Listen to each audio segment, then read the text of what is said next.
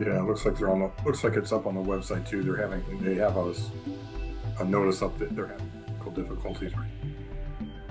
We Square. just Yeah. got the go ahead to start, so I will open up the meeting.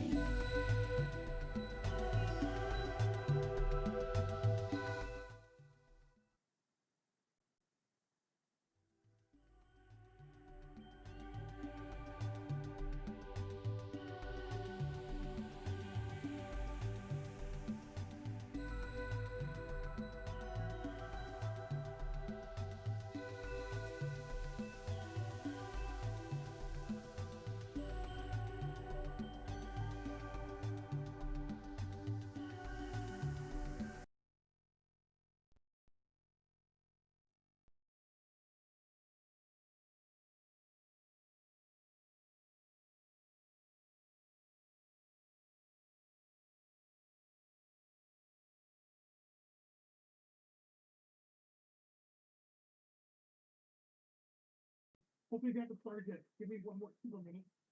2 more minutes. Okay.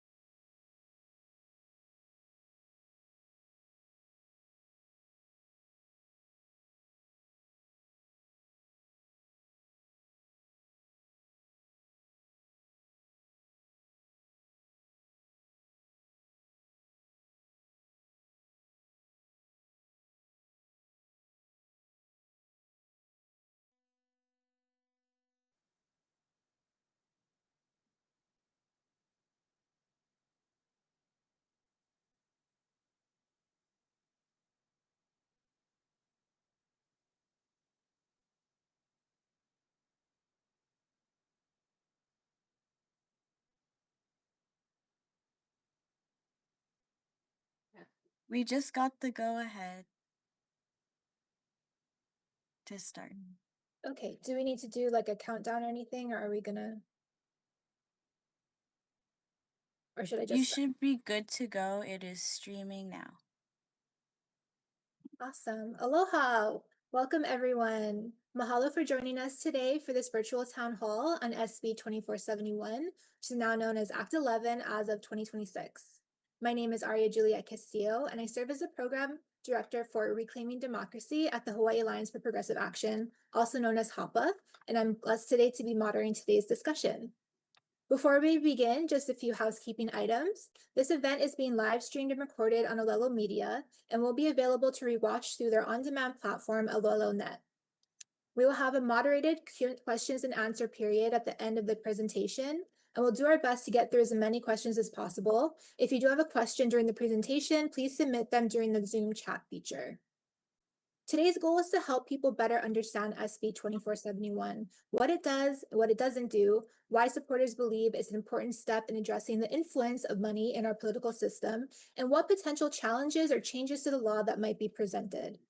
SB 2471 has generated significant public interest, and we're fortunate today to have the bill's legislative champions, along with a national expert on campaign finance and democracy reform, here to help explain it.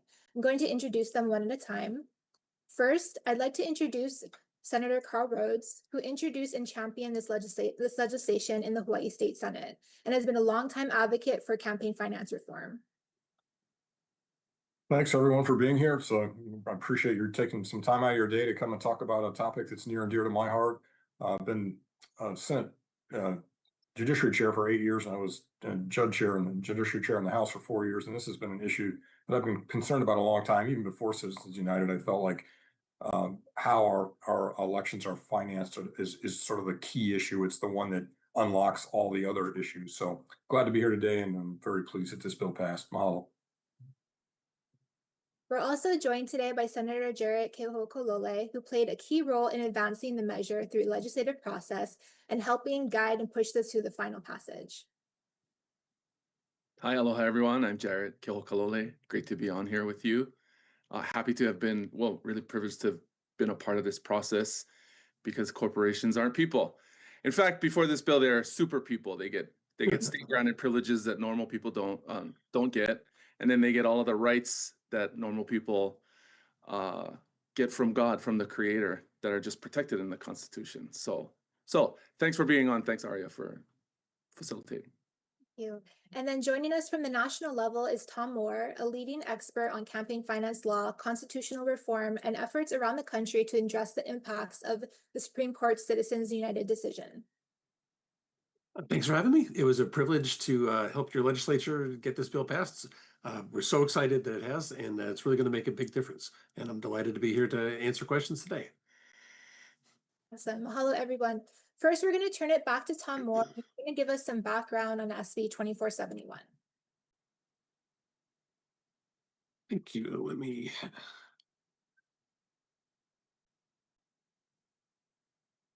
we go.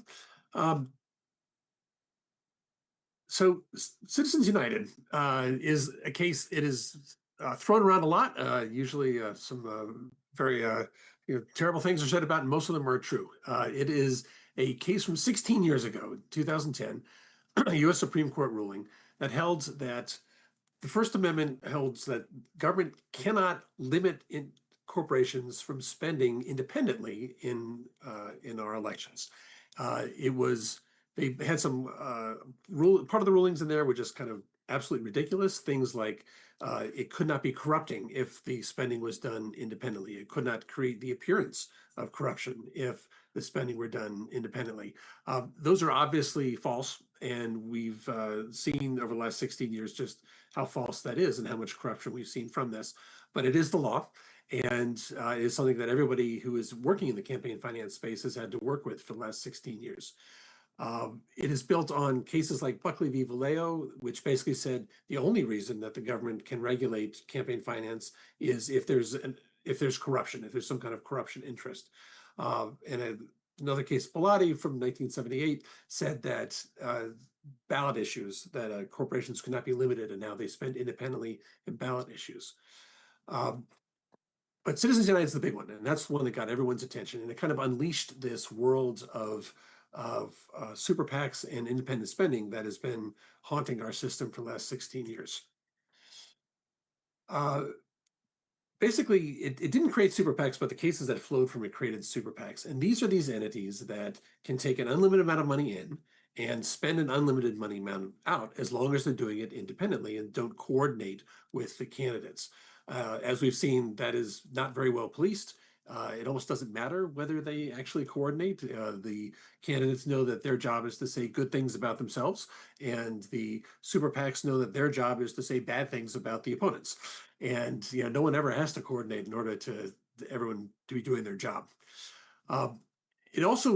Citizens United also created this group of dark money groups. These are nonprofit organizations. They're technically 501c4s that don't have to disclose their donors. And there are good reasons that these groups haven't had to disclose their donors in the past, but that was before they could spend in politics. Basically, Citizens United said, like, nope, their right to spend can't be limited either. And what has happened, what we've seen is a lot of people have given money to these groups that don't have to disclose their donors. Those groups give money to super PACs, which do have to disclose their donors, but then the only donor they disclose, the only name they disclose, is the name of the dark money group. And that has just killed disclosure at the federal level and at the state and local level as well. And what's happened is, everybody thought that the Fortune 500 was going to just like start spending all this money in politics, and that's not exactly what we've seen. What we've seen is extremely wealthy individuals laundering money through dark money groups and putting it into our politics that way. So it's, a tremendous amount of money is being spent by a very small number of people in our system, on the left and on the right. And it has been, the communications that all this pays for are incredibly corrosive, because it's not accountable at all. If a candidate spends money and says something terrible about their opponent in an ad, you can hold that candidate accountable. Voters know who to go to. If a dark money group is paid for an ad and they say something terrible about somebody, or portray them in a racist way or whatever, there's absolutely no way to hold them accountable, because you can't tell who's actually paid for it, and that's a real problem. And Act 11 takes care of a lot of this. Basically, instead of regulating the right of corporations to spend in politics, which Citizens United said you can't do, it defines the powers instead. Basically, all corporations are created by the state, and all their powers come from the state. And there's a bit in Hawaii law, and it's in the Hawaii Constitution, that says we can change up your powers at any time. There's no privilege that the state can hand out that it can't take back, and that's just part of the deal. And for 200 years, the US Supreme Court has held that when states are defining and redefining their corporations, that's the deal, that they are allowed to make these changes however they want. So basically what Act 11 does is says, like, look, we were giving you all of these powers. We've been giving you all these powers for a long time. We're just going to give you a slightly shorter list of powers now. And that list of powers does not include the power to spend in politics. And that is the way corporations were treated all the way through the 1800s, throughout America and in Hawaii. And it's the way they're actually built. They only have the powers the state gives them. If the state doesn't give them the power, they can't exercise it. It's not regulation, it's redefinition. It actually changes what that corporation is. And that's what Act 11 does. But what it doesn't do is restrict any person in how they spend their money. They can absolutely spend their money exactly as they did before. It does not regulate or ban any kind of political spending. It just says that entities that are created by the state are no longer able to do so. And if there's a doesn't sound like there's a big difference in there, but legally there is. It also doesn't touch any federal constitutional right. It by basically, if a corporation doesn't have the power to do something, the right doesn't have anything to attach to. The way it does this is basically it defines artificial persons and artificial person powers. That's the big deal. Artificial persons are not just corporations, they're also unions and LLCs and any kind of nonprofit, co-ops and so forth. Anything that's a type of business entity in Hawaii is defined as an artificial person. And all of them have had Act 11 no longer grants them the power to spend in politics. It's a relatively simple move. It's something that has been sitting in state toolboxes for a century, and ever since Hawaii became a state, it's been sitting in the Hawaii's Constitution, and just no state has tried it. Everybody just kind of assumed that corporations had all their powers and they could keep them and they were going to have them forever. But that's not what state law says. State law says they can change them at any time. It's kind of interesting the way Act 11 works with federal law. It doesn't conflict with federal law. Federal law says, here's what you can spend in federal elections, and here's the regulations dealing with federal, members, if you're running for Congress or president or something like that. Act 11 does actually remove the power of corporations to spend in local, state, and federal elections, because all the power a corporation has comes from the state. The power to spend in local elections, the power to spend in state elections, the power to spend in federal elections comes from the state. So it doesn't affect how the federal government regulates the elections. It doesn't affect what the Federal Election Commission does. It doesn't conflict with any of their rules. It just says, hey, corporations that are operating in Hawaii cannot, don't have the power to spend in those elections. The reason it works, the reason it's constitutional, is it doesn't touch anything outside of Hawaii. Corporations that are chartered by Hawaii no longer have the power to spend in elections. Other corporations from anywhere else in the world that are doing business in Hawaii also do not have the power to spend in Hawaii's politics. if you're a Delaware corporation, it doesn't affect what you do in Delaware or California or anywhere else, but it absolutely affects your spending on elections in Hawaii. And this is pretty exciting. You'll hear more from the senators, but they heard about this. Montana is the first state that's really been trying this out, and they are trying to get it on their ballot for this November. But they've been working on it for about a year and a half there. Hawaii heard about the issue and actually got it through the legislature much more quickly. Bills have been introduced in 14 other states, but Hawaii was the first. The other 14 states, the bills kind of didn't make it all the way through the legislative process, which is not unusual for a new idea their first year out. It was a very pleasant surprise that Hawaii was able to do so. Next year, I expect a bunch more states to pick this up. I've been hearing from a lot of legislators in a lot of different states just today who want to do this in their states. And so I expect maybe about 30 states will be following Hawaii's lead next year. And at the end of the day, just the takeaway from this, what Act 11 does is it deals with powers, not rights. Citizens United took a corporation that had the power to spend in elections and it said, well, you've got this power. Let's talk about whether your right can be regulated, and said, no, you can't do that. But it never, ever, ever said that the state has to give corporations the power in the first place. And so this takes one step back from every other law that's been tried on this. It doesn't regulate the rights. It goes to the power and says that the corporations don't have the power. And when the state doesn't grant the power, the right doesn't have anything to attach to. So that is Citizens United. That is Act 11. And I look forward to your questions. Thank you so much, Tom.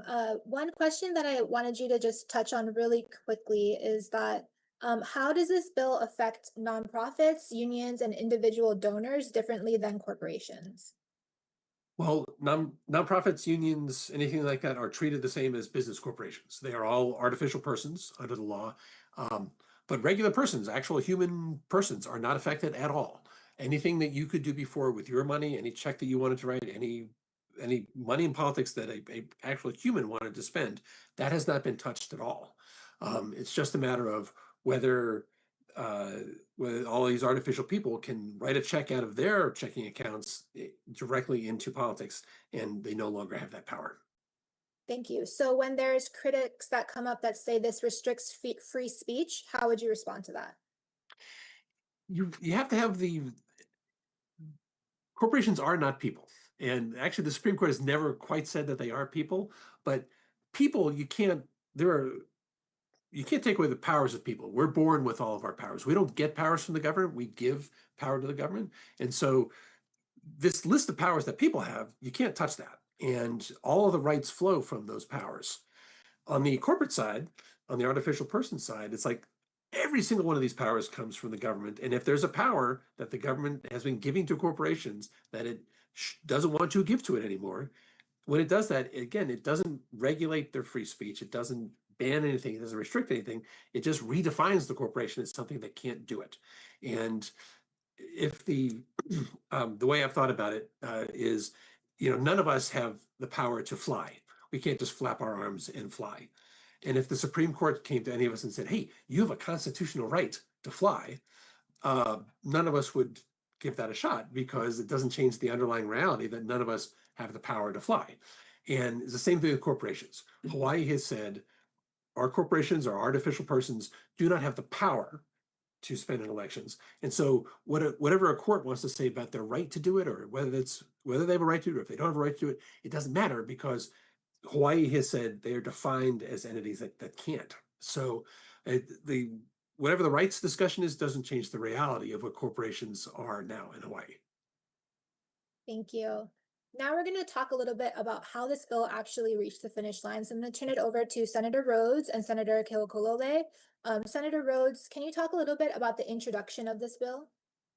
Yeah, so I felt ever since I saw the idea on a Robert Reich post, I was like, I should have thought of this like 7 years ago. It was just so obvious that, corporations are, in essence, without people, corporations are nothing. They're just a pile of paper. And that's the way I viewed it for a long time. And also I viewed it as speech is money is not speech, but it took Tom to figure that out, and then apparently Robert Reich picked up on Tom's idea, and then I saw it and I put it in. I wasn't the only one who put a bill, and I think Jared had one. I think there's a couple, maybe there might have been companions in the House, but there were House bills as well. So it's kind of just basically dumb luck that it was my bill that passed. Having said that, there are other fairly important bills that passed in previous legislatures that I legitimately could have claimed credit for, but didn't get to because somebody else's bill got used. So, it's just the way the ball bounces. But the genesis for me was very simple. I saw Robert Reich post and I was just like, yeah, it just clicked. It's like, yeah, I should have thought of that a long time ago. Thank you. Did you guys expect this bill to gain the levels of support that it ultimately received? Because I know that this has been a hot topic for a while and it hasn't quite ever gotten to the point of where we can actually get a bill passed across the finish line. Well, I'll go first. No, I didn't. Well, I mean, yes and no. I knew that the underlying problem was very popular across the board. Citizens United is reviled by both Democrats and Republicans, and so I knew there was something to tap into there. But as Tom mentioned before, most of the time, bills, a new idea like this doesn't pass the first time. But Jared probably has insights on that as well.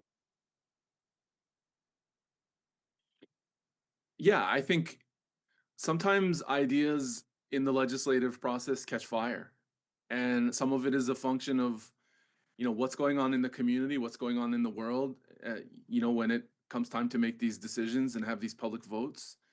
And then a significant amount of it has to do with public input. I think that gets downplayed sometimes when people are frustrated with the lack of action or the type of action that's taken by government. But there was, as you know, Aria, just a tremendous amount of public support that gained steam on the bill the closer it got toward passage. Your organization, Indivisible, Our Hawaii, there were a significant number of public groups and community members who engaged in the process, who followed it every step of the way, who were present, who testified. And it all matters. It puts a wind at our back when you're on the advocate side at the legislative level trying to pass the bill. It garners attention and allows and provides the opportunity for members who are not on the Commerce Committee who heard the bill, or who aren't on the Judiciary Committee who heard the bill, to perk up and pay attention, take it seriously, find out what's going on. So sometimes people downplay the input of the public in the legislative process.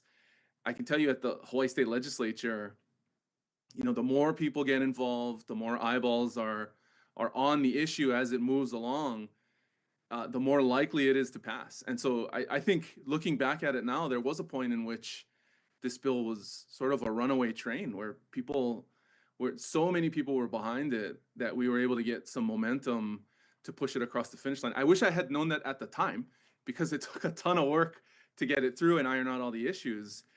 But the public's participation in pushing this bill across was, for me, probably the most significant factor in it actually passing at the end.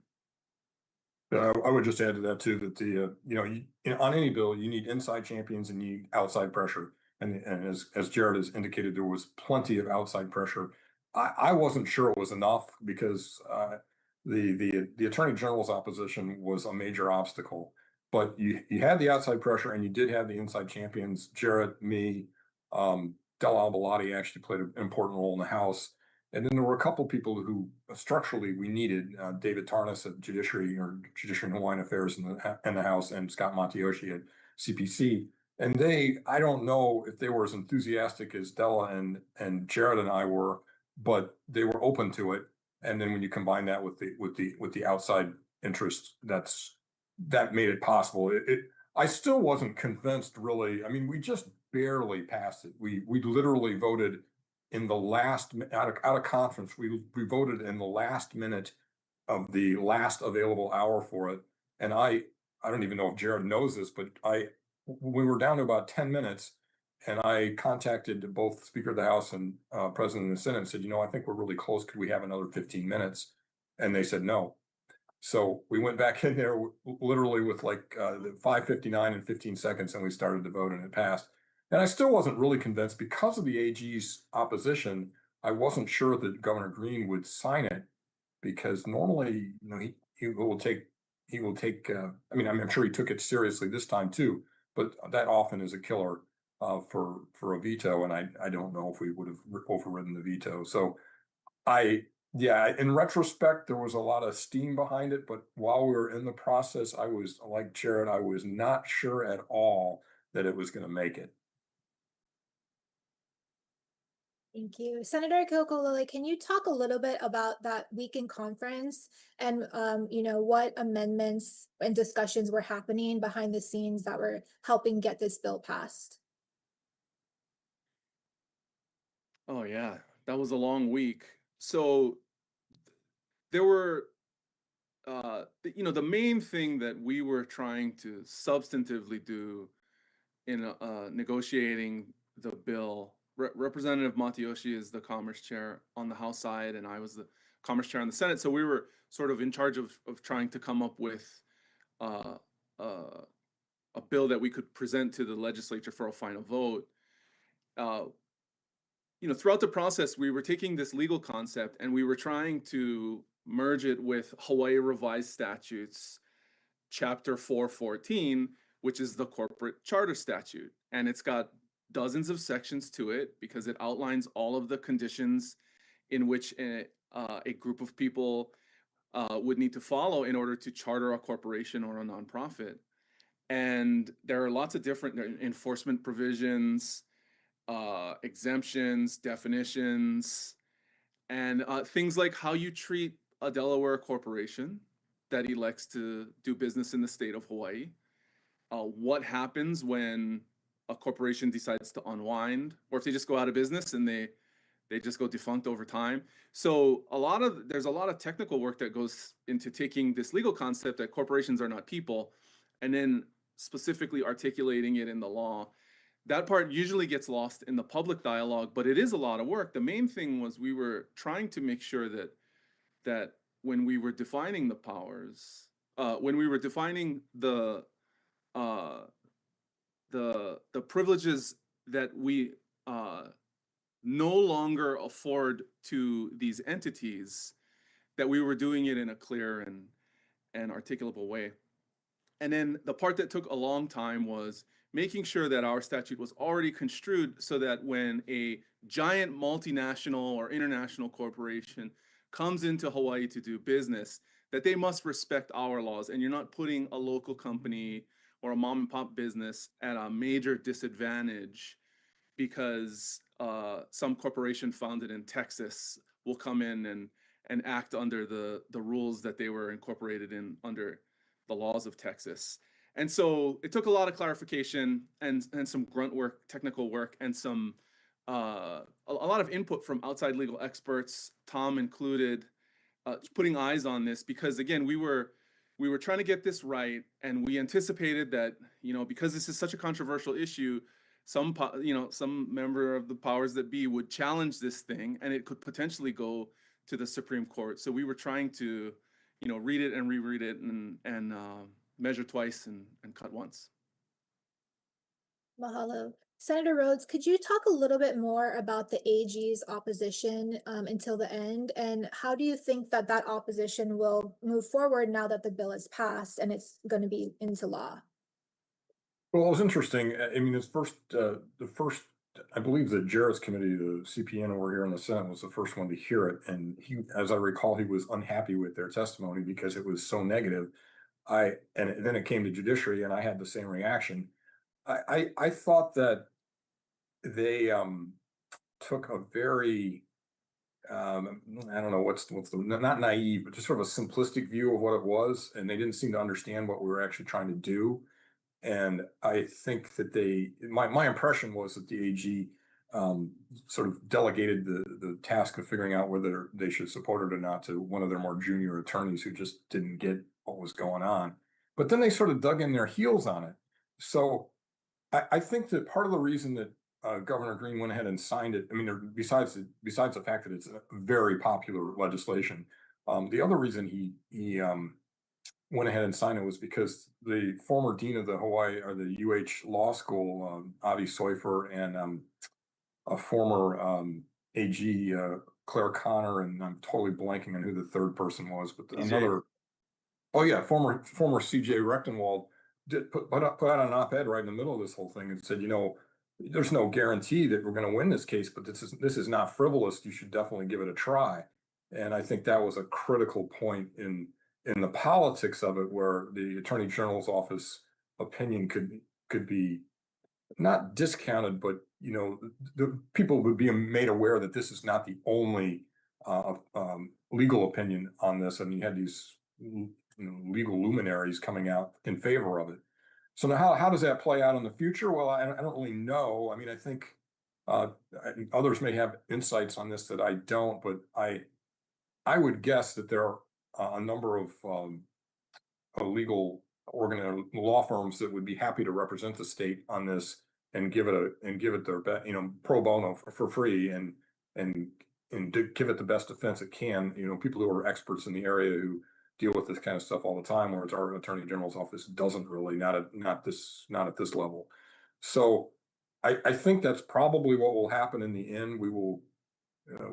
I've been joking with people that we could probably auction off the right to defend this case, because there's going to be a lot of law firms out there that want to make a mark for themselves in common law and in this really important area, and they'd pay for the privilege to defend us. So we'll see how that all works out, but I think we will end up with a good defense, the best defense we can have. I mean, as Jared indicated, we were definitely trying to lawsuit proof this, but yeah, it's a new idea.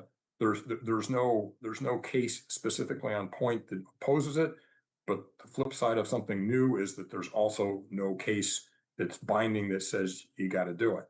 So that's kind of the way I see the legal part of it playing out. But yeah, I'm not the only one who has an opinion on that. Thank you. Before I do have some more questions about the legal challenges, but I did want to just ask one more question about the bill's passing. And is that this had broad bipartisan support?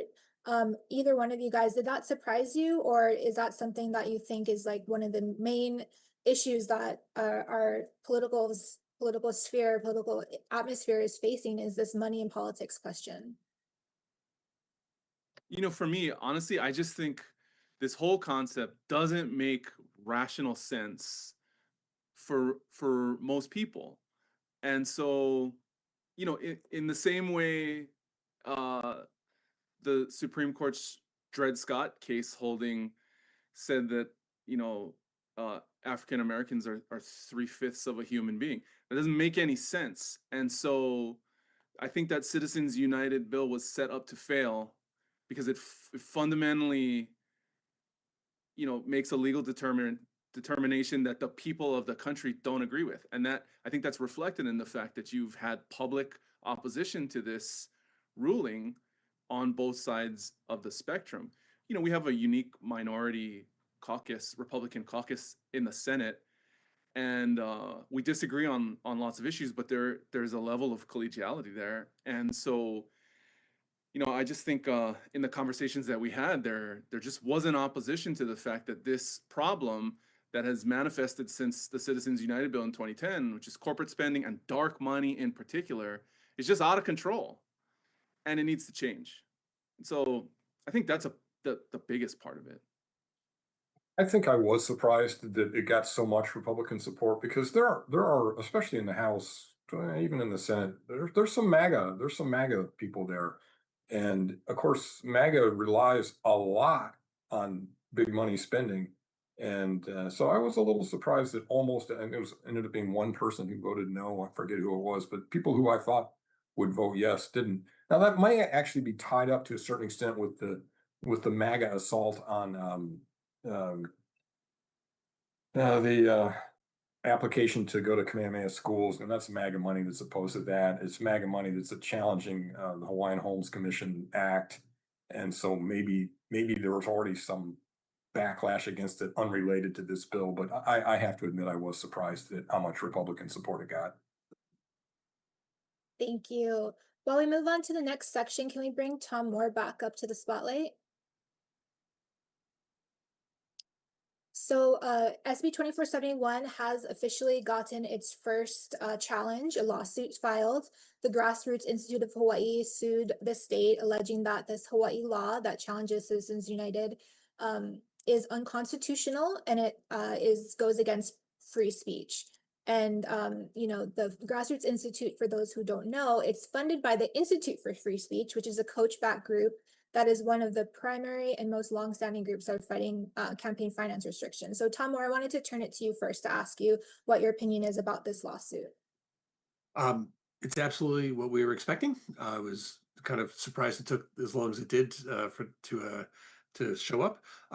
It just alleges a straight Citizens United violation. They don't look at any of the corporation law that actually governs this kind of law, and it's extremely straightforward. And I was actually a little surprised not to see any new issues in it. I think we anticipated everything that they were going to bring up, when the Attorney General's office and whoever else they bring on when they have to reply to this, they will be ready. There are good answers to everything that was brought up in the lawsuit.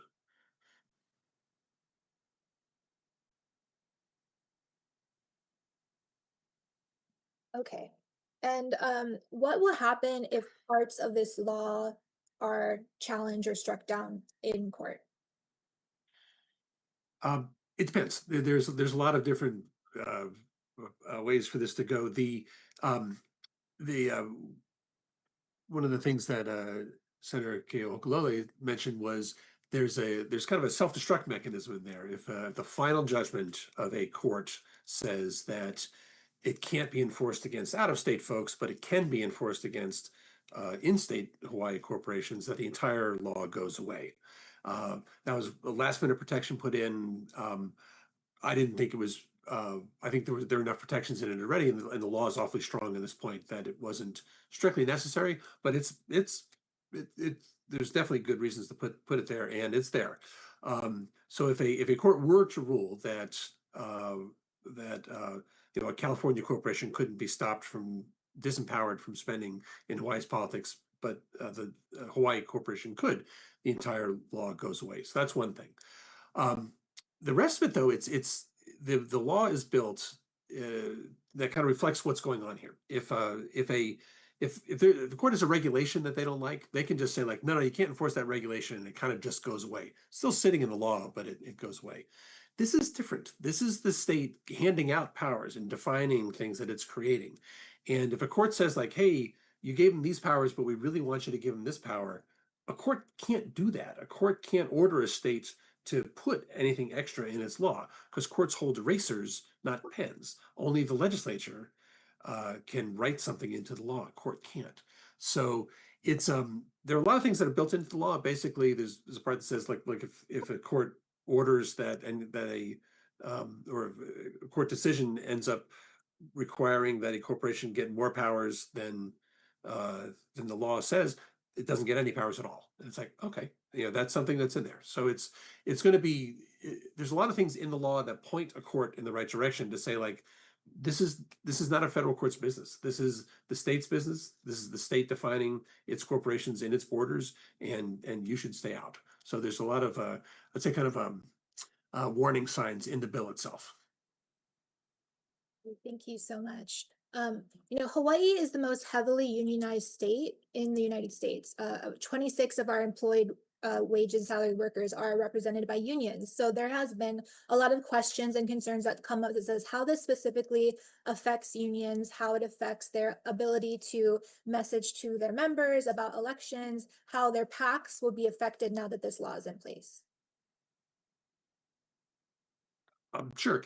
So the unions and the contractors that they work with are corporations.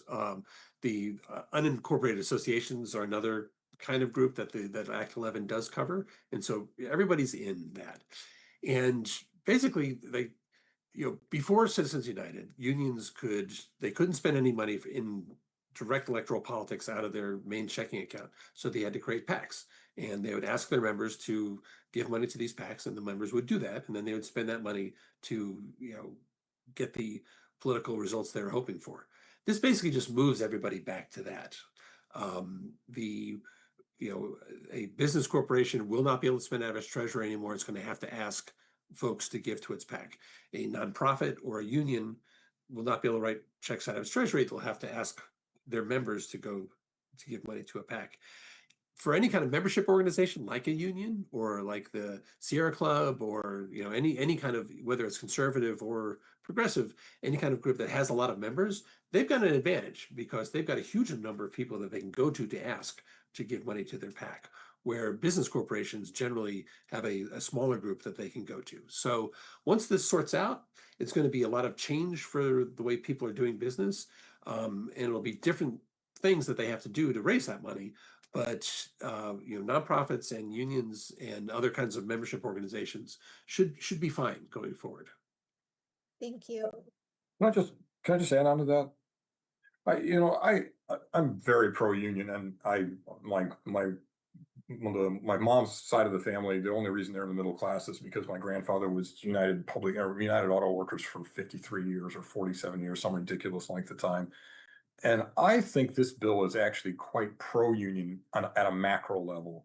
The unions have no chance of keeping up with corporations and spending, and the bill doesn't specifically limit the spending, but it does take away the dark money aspect of it, or it limits the dark money aspect. And the net result will be the corporations won't spend as much money because they don't want to. They like the anonymity. They don't want to be associated with these ridiculous positions they're taking. And my prediction is they'll stop spending so much money because they don't want to be associated with those positions, and that helps unions overall and in the long run. I think I would also add that my wife, everybody can boo at this point, but my wife used to work for PRP, and I have nothing against PRP. In fact, for many years, I sort of viewed PRP as the silver lining of super PACs because I usually agreed with them about stuff. It will probably affect them more than anybody, but I think right now in Hawaii, the riptide, the public opinion riptide is against PRP. So I think big picture, it helps unions overall. Micro picture here in Hawaii, the union that it will hurt the most is one that is extremely unpopular right now and probably should quit spending so much money anyway, just so they don't become more unpopular. Thank you. Senator Kilgokolole, could you talk explicitly? A question that's come up often is, how does this affect an entity from paying for mail to send messaging to their own membership regarding candidates that they support and their endorsements that they do? So I think Tom is probably better situated to speak specifically of it. The whole point of this bill was about the public square. It was about these private entities. Well, it's about these entities that don't have to disclose where the money came from, dumping money into the public square to influence the elections. Hawaii has tremendous. We have some of the strongest labor protection and union protection laws in the country, and so the bill was not directed at impeding any part of Chapter 89 or any of the other labor protections. Like Carl said, I grew up middle class because my dad was a construction worker union member and my mom was a nurse union member. And I think, in some of the readings I've looked into on this, the employer side outspends labor nationally either 5-1, but in some cases as much as 10-1. And so, again, the point of this and the objective of this was the dark money that can flow from corporate entities that can generate and command huge sums of money that they can just dump into the election cycle. Organizations communicating with themselves was not the object. We weren't aiming at addressing, that type of dialogue. It was about externally the what happens during the election cycle publicly.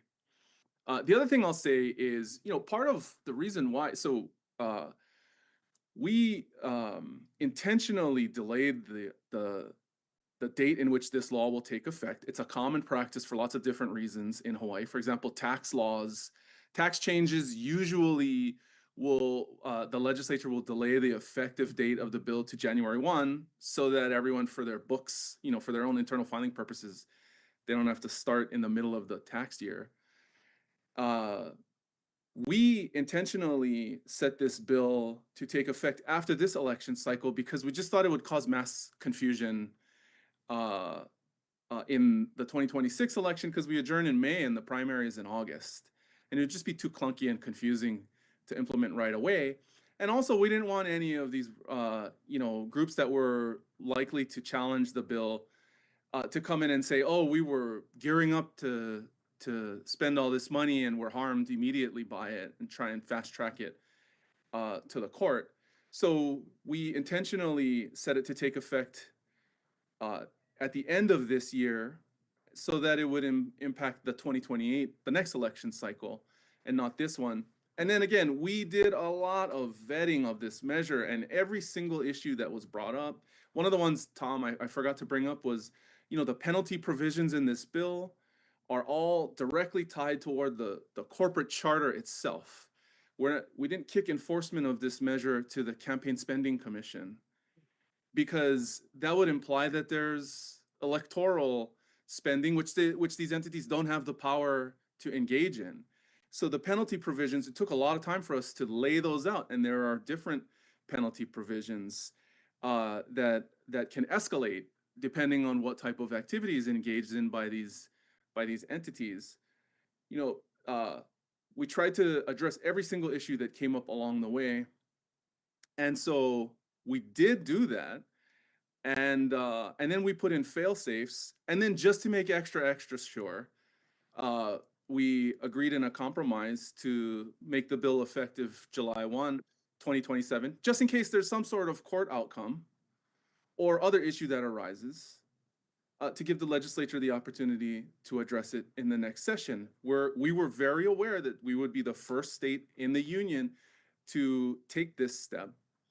And there could be some unforeseen issue that comes up later when more people take a look at it, or a court, if we get some clunky ruling from some court at some point in the process, we can just step in and address it there. So that was the strategy.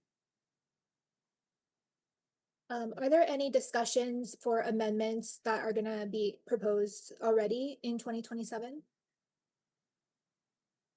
Well, I might not be around for the legislative session in 2027.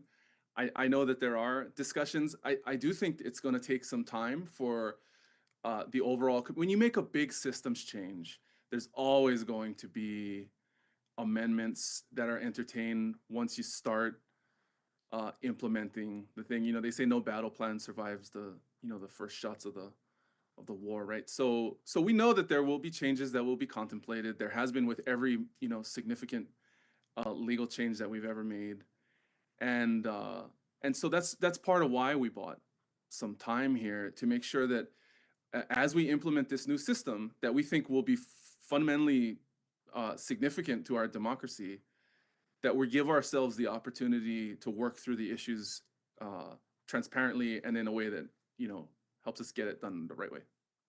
Yeah, there's some opportunities for clarifications also. Things like, points that you brought up. Can an organization communicate to its own members? It's like, the answer is yes, but maybe everybody would feel better if that were absolutely specified in the law. So there's probably a list of things like that wouldn't change the effect of the law, wouldn't weaken the law in any way, but would make it more clear for anybody who has to obey the law. I do think, well, I know for sure I'm not gonna be here next year, so there is a danger, I think, in starting to tinker before we've had a chance to see what the reaction is. Yeah. You start negotiating with yourself basically when we don't even know what the response will be. So my feeling is, we should probably wait a while, unless there's something really obvious next session that we got to fix. We should probably wait a while and see, because a court case could drag on for years, and we won't know what the court may answer in a way that we agree with and is consistent with the spirit of the law, and then we would just have given away something for no reason. So I think there is danger in starting to tinker too soon. While we're on this topic, there is a question in the chat that I wanted to bring up. With Senator Rhodes, Senator Keokolole possibly being gone next session, and Representative Bellotti, who was the champion on the House side, what lawmakers can we look to be our champions to make sure that this doesn't get watered down, that we continue pushing forward with aggressive defense? I think you gotta go ask. It's election season. You know, Yeah. start with your state representative and your senator and just ask them. From my experience, legislators are most acutely interested, sensitive, and willing to respond immediately and directly to questions from constituents right now, between now and the election in November. So, you know, I'm sure an advocate will emerge. There were many speeches given around this bill's passage. When it passed, there were lots of people involved in it, members of the committees that heard the measure. And so start with the folks that are running to represent you. I would also add that almost everybody voted for it. So you got the situation where, okay, this was a really good idea, 9 months ago, but it's not now.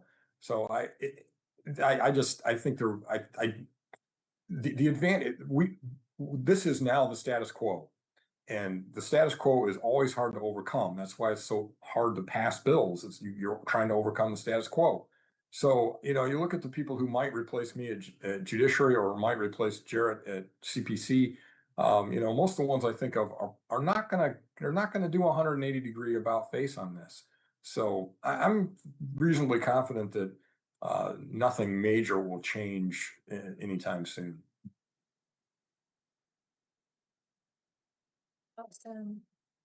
So what are the next steps in terms of defending this law? And then what other campaign finance or democracy reforms are going to be needed now? Because this is not the silver bullet. This does not solve all of our campaign finance problems.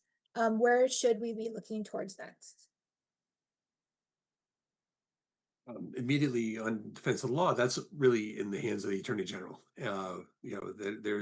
There's no other group that can just jump in and intervene in a way that you can in some other states. Like, it is up to them. So that is kind of, all eyes will be on the Attorney General's office to see what they do, who they pick to help them out.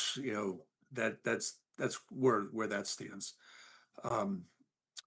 In terms of the one note that all three of us have heard over and over again is that this does not affect, it only affects what corporations do. It doesn't affect what people do. And something that people do sometimes when they are billionaires is drop gigantic amounts of money into super PACs.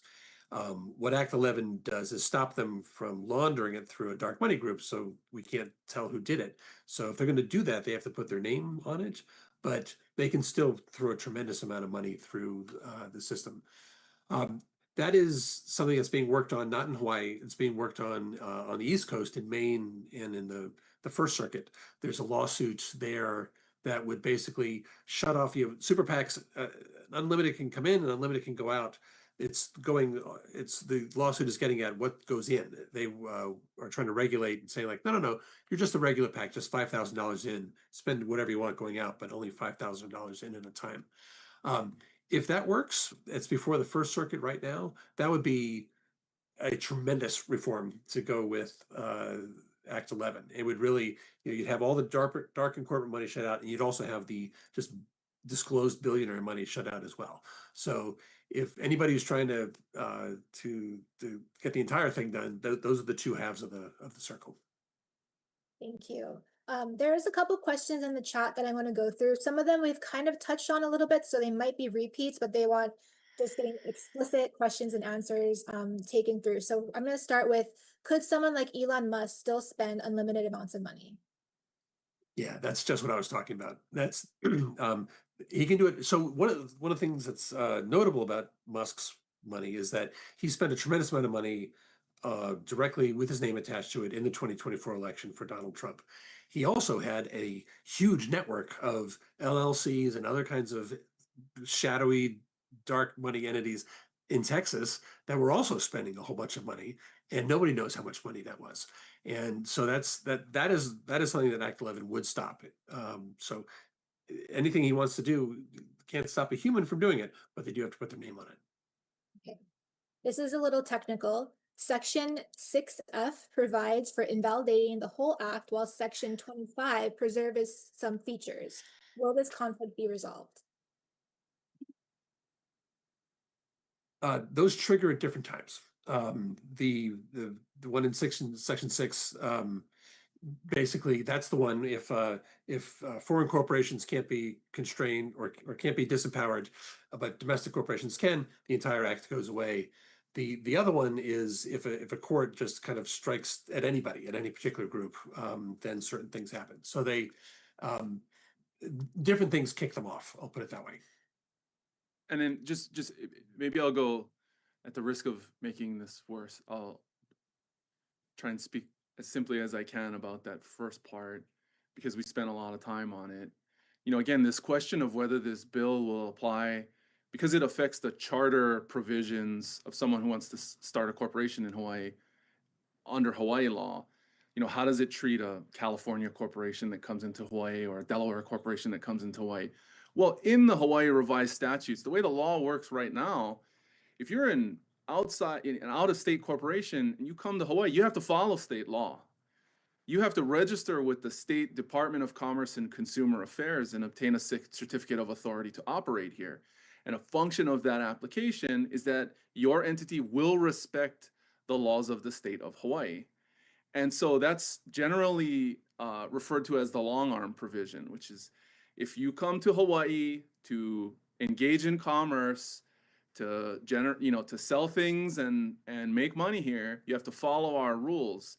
And so that first provision says that if for some reason, because it was an issue that was brought up that was of concern, if for some reason some court along the way invalidates that, then we're not going to disadvantage the mom and pop businesses in Hawaii. We're going to try again. And I think that's the part that I really want everyone listening to view on this.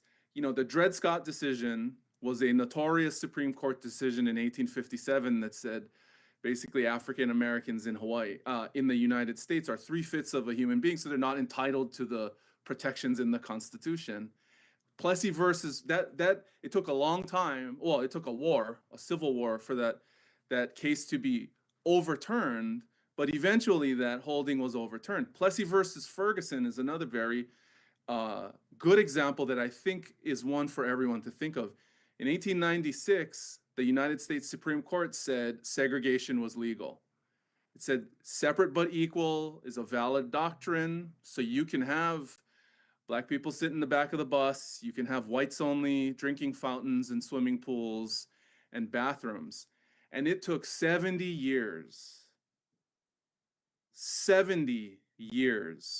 for that ruling to ultimately be overturned. And it was overturned by not just the passage of the Voting Rights Act and the Civil Rights Act in the 60s. It was a long continuum of cases where citizens stepped forward and they challenged every single part of that ruling because they fundamentally didn't agree with it. And so I think that's what we're having here, right? I don't like that money equals speech. I don't like that corporations are treated like people. I don't like that Elon gets to spend $300 million in cash to help Donald Trump get elected. We're not going to change that. That is the status quo. We're not going to change it unless we try. And so that's what I'm proud to be a part of, is this is one of the first efforts in the country for us to try to change that. And it might fail, and it might take a long time for us to get to where we want to go, but you won't move at all if you don't get going on it. Thank you. Is there a useful distinction between politics and elections? And specifically, can small businesses still participate in politics? Yeah, the distinction between that is there's you have ballot issues. Now Hawaii doesn't have state ballot issues, but at the I think the county and local levels there are issues that can go to the voters, and I think there are constitutional issues that the legislature can pass and take it to the voters. If you just say elections, then it doesn't include any of those things. Act 11 does include those things. So if you're trying to get something on the ballot, or if you're talking to the legislature about what might go on the ballot, that's just lobbying. That doesn't get affected by this at all.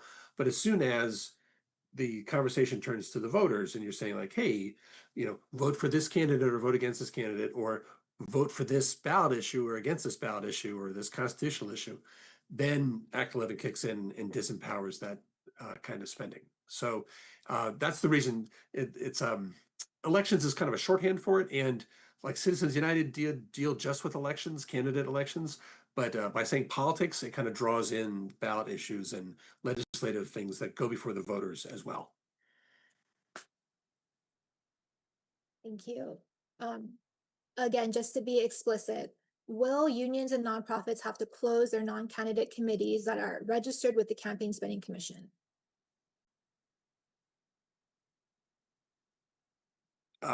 Those are I think my understanding is those are the PACs that they have already, and those aren't going to have to close. Those are any kind of political committee is exempt from Act 11 because those are the things in the law that are supposed to be spending in politics.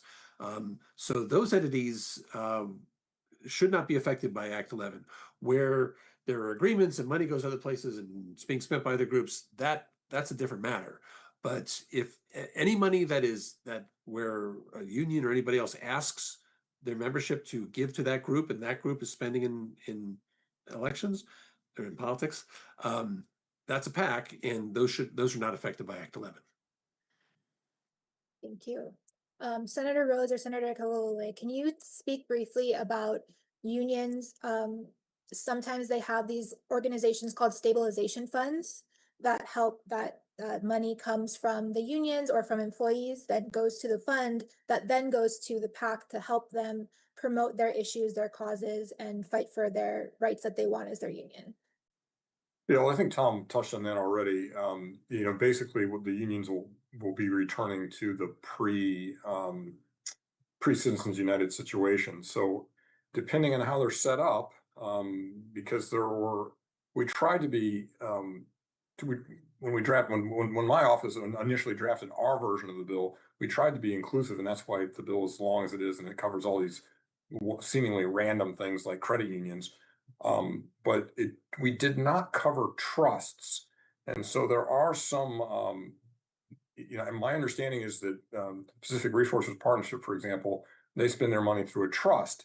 Well, the money that comes from the corporate side would no longer be able to be spent on politics, but you could still have money coming into that trust and it could still spend money. So it all depends. It all depends on exactly how you're organized. And but as has been stated over and over again, the actual people still have every constitutional right that they had going into this, and they can still do whatever they want politically. So I don't know. It's kind of a mushy answer, but we felt that it was important to cover everybody. Because as soon as you started saying, okay, well, if you're a liberal group like I would support, then that's okay for you to talk. But if you're a conservative group, then you can't talk. Then I think that makes any lawsuit harder. It's important to be even-handed about where it's coming from. But as I mentioned before, my belief is that this is a pro-union bill because we're never going to keep the union side is never going to keep up with the corporate side.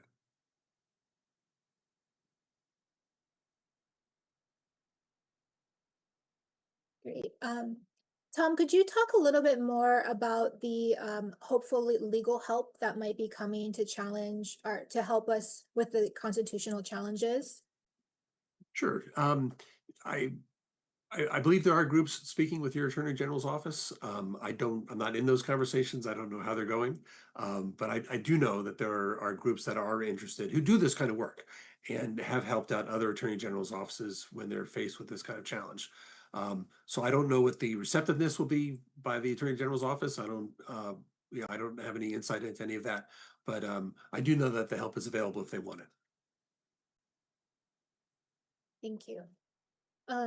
What is the difference between PACs that are organized in Hawaii and federal PACs? How does this law affect federal races versus state races, or federal elections versus state elections?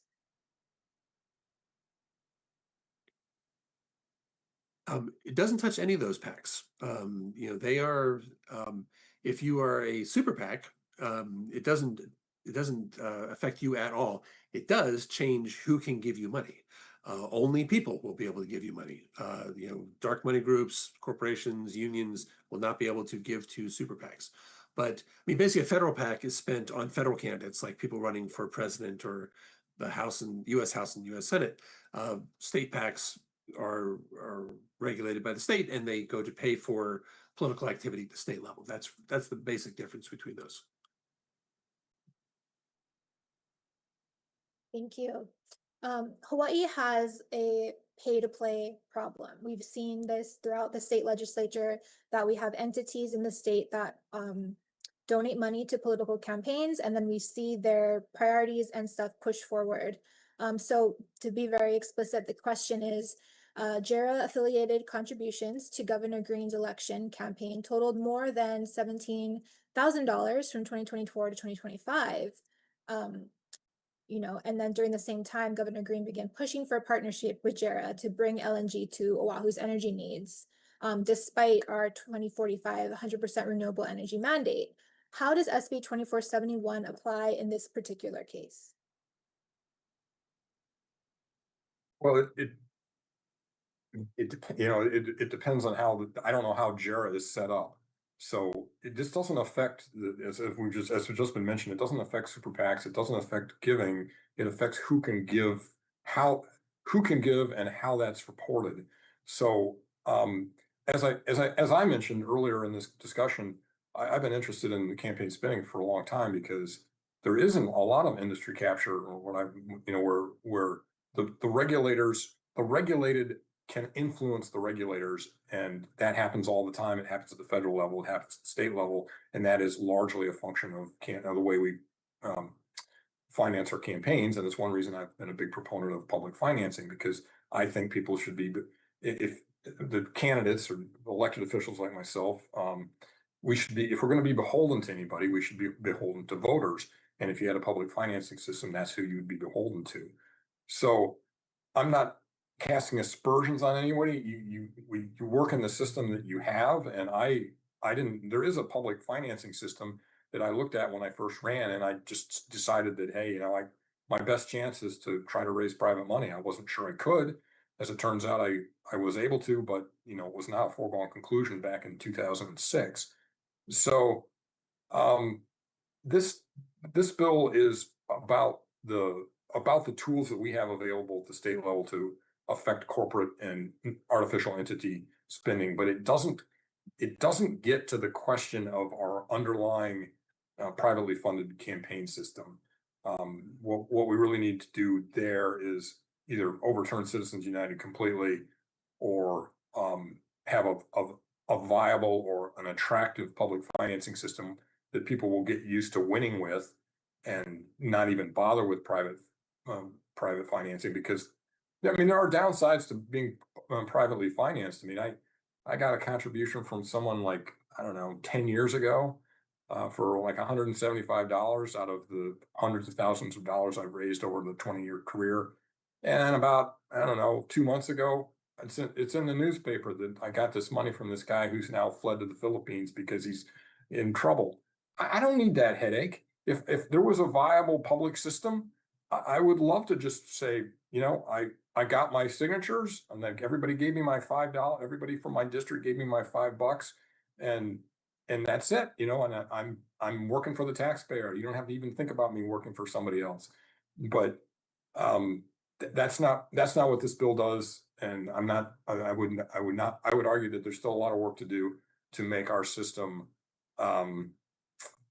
more responsive to individuals as opposed to the big money interests.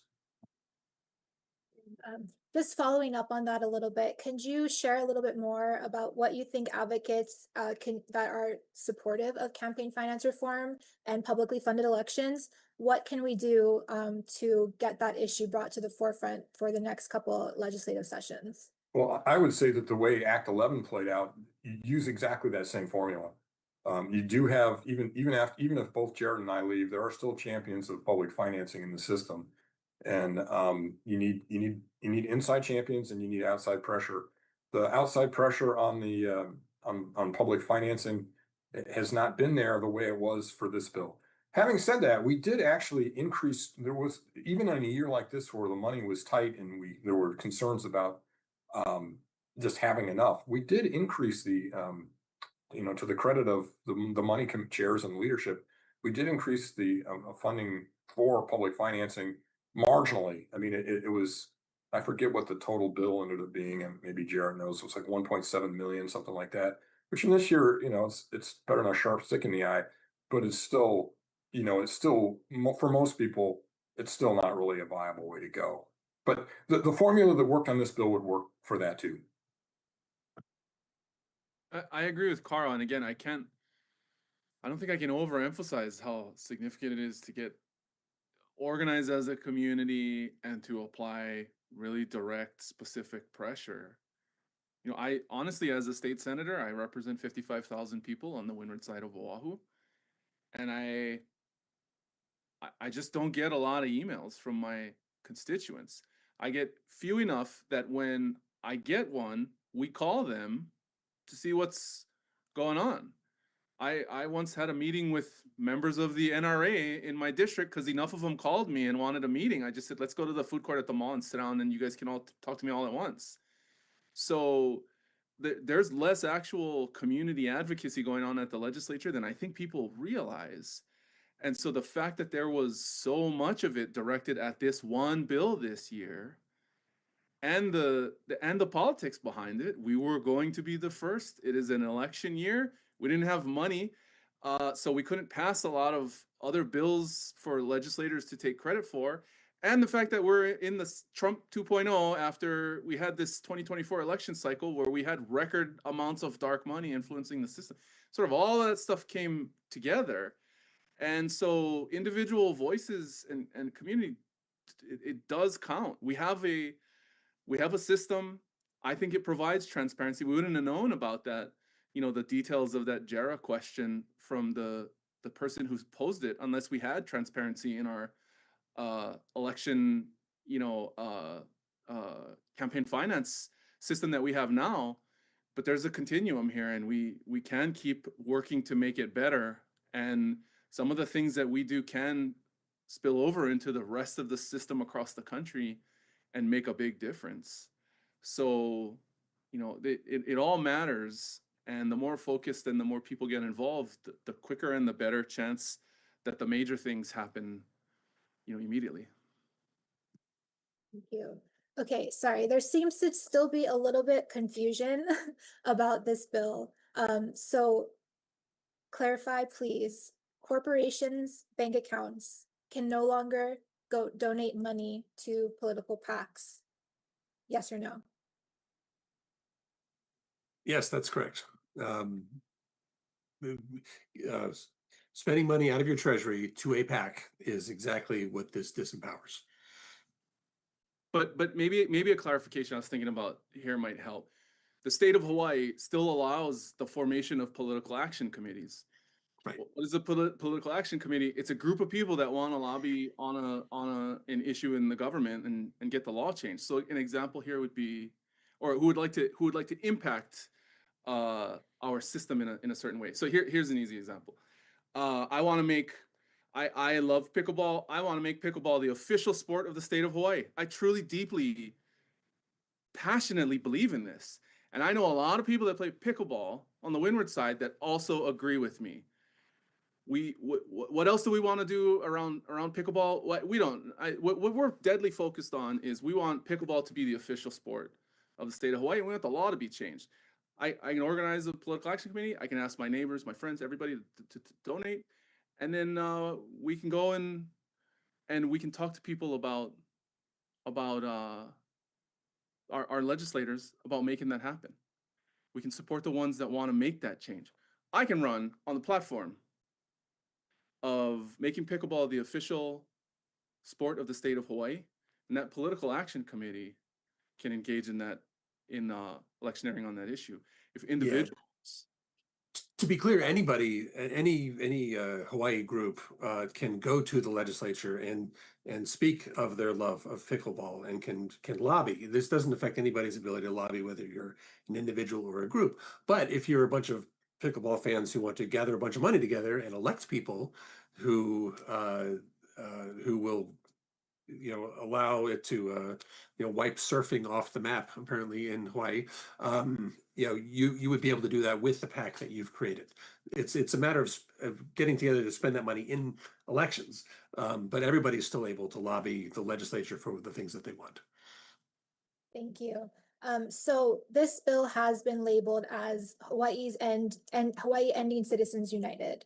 And that is technically not true because Citizens United is still federal law. But with our bill passing and maybe potentially up to 30 other states trying to take legislation, what is the next step in getting rid of Citizens United?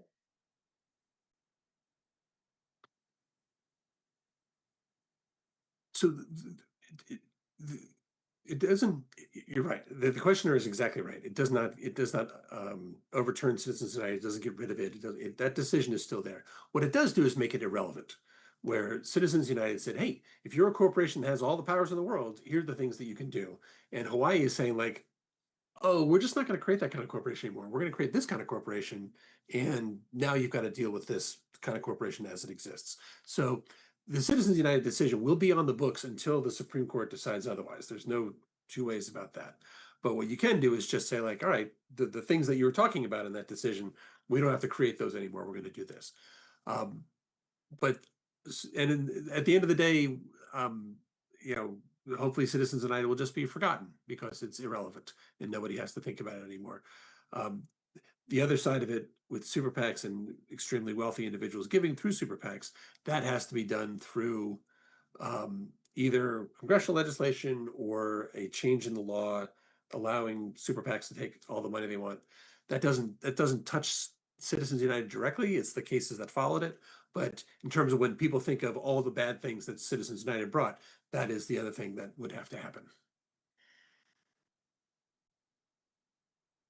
So I think to add on to that, if all 50 states said, you know what, we're gonna adopt something like what Hawaii had, of course it won't be exactly the same in other states, but then that would be where Citizens United would become more and more irrelevant because none of the states, if you went to the extreme example and they all passed this, then no corporation in the country would allow for that kind of expenditure, and so can't do it. But one of the cool things about the reform is that Hawaii doesn't need, if Hawaii is the only state that ever passes this, Hawaii's elections are protected. Hawaii's politics are protected top to bottom. You don't need California to do it. You don't need Delaware to do it. Hawaii's legislature has protected the people of Hawaii. Every election in Hawaii. So it's kind of unusual in a reform that way, where you don't need. It'd be great if all 50 states did it, but Hawaii doesn't need all 50 states to do it. That's true. No, that's true. But if Delaware, for example, where so many corporations are incorporated, if Delaware adopted this rule, that would overnight change the national picture because of the predominance. But there's an awful lot of corporations incorporated in Delaware. Yes, I'm not holding my breath on that one, but yes. Awesome. All right. We have about 10 more minutes, so I wanted to give each person 3 to 4 minutes to just do closing words. We'll start with Tom Moore. Thank you very much. Actually, there's somebody who has their hand up in the audience if we're doing questions that way. This was I was brought in kind of early on this, and as soon as the hearing started, as soon as the process was started in the legislature, and I was it was really heartening. It's exactly the way lawmaking and democracy is supposed to work. Today I'm still just a bill, the whole Schoolhouse Rock thing. That was pretty much what happened with this bill through the Hawaii legislature. And there were twists and turns and a lot of different committees, and it could have died at any second and so forth. But legislators who were really committed to this idea, and a lot of community folks who were very, very expressive in supporting this, got it through. And it was it was inspiring to me. I've been watching this kind of thing for a long time, usually with Congress, and Congress is much, much less inspiring most of the time. But Hawaii should be very proud of its leaders and its legislators. They've done an important thing for the rest of the country, and it was a real pleasure to watch. Thank you so much. Senator Rhodes?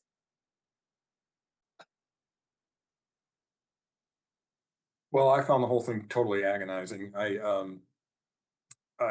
mean, I probably set some, well, I don't know, my predecessor, Susie Chun Oakland, introduced tons and tons of bills, more than I ever did, but I introduce a lot of bills every year. And at some point in the process, you have to sort of, I consciously make an effort and say, okay, this batch of 50, they're not going anywhere. And at some point I realized that this bill had a chance.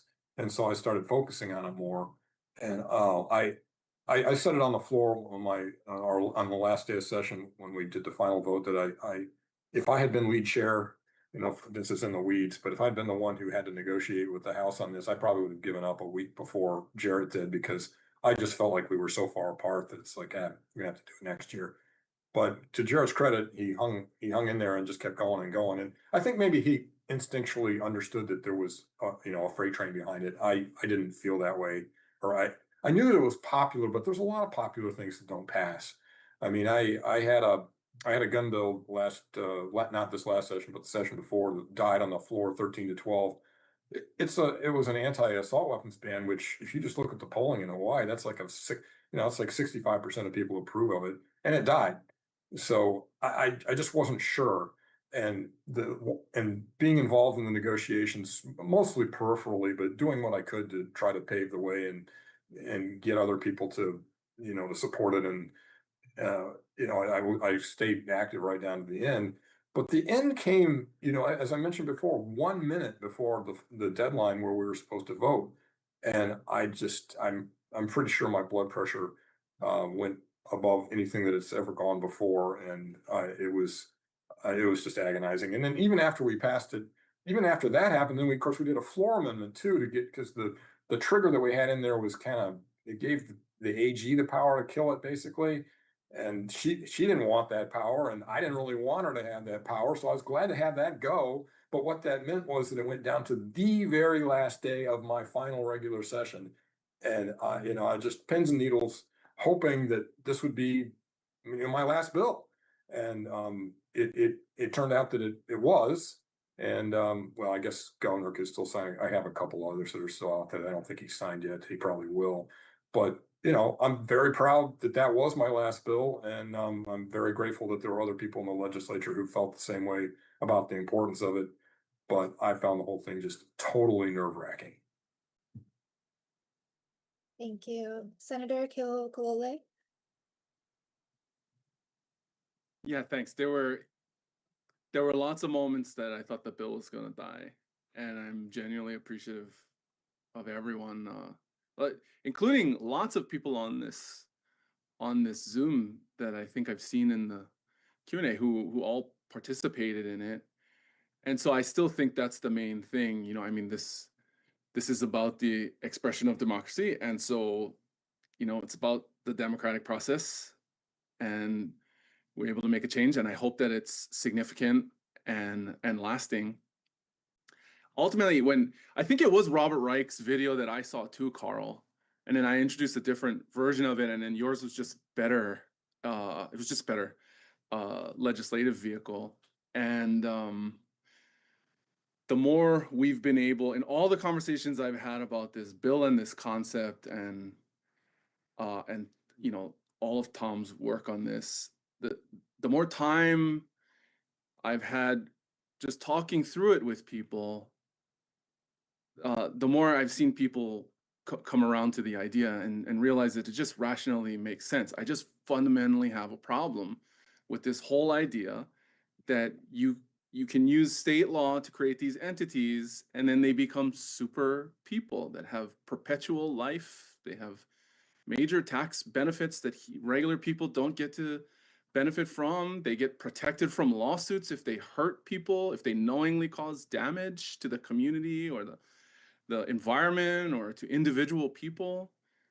And then on top of that, we're gonna give them all the rights and privileges that normal people, have as a function of being a human being. Just, the government is situated the way it is for a reason. It's so that it can be changed if it becomes necessary. And so this is definitely one of the ones where we got to make the change. And when I was doing research on it, you go back to the founding fathers. Jefferson warned about moneyed corporations. James Madison, the father of the Constitution, called them at best a necessary evil only. And so, we're the first on this. That's something I think really to be proud of, and having a lot of criticism and skepticism and suspicion and naysayers about that is what happens when you go first.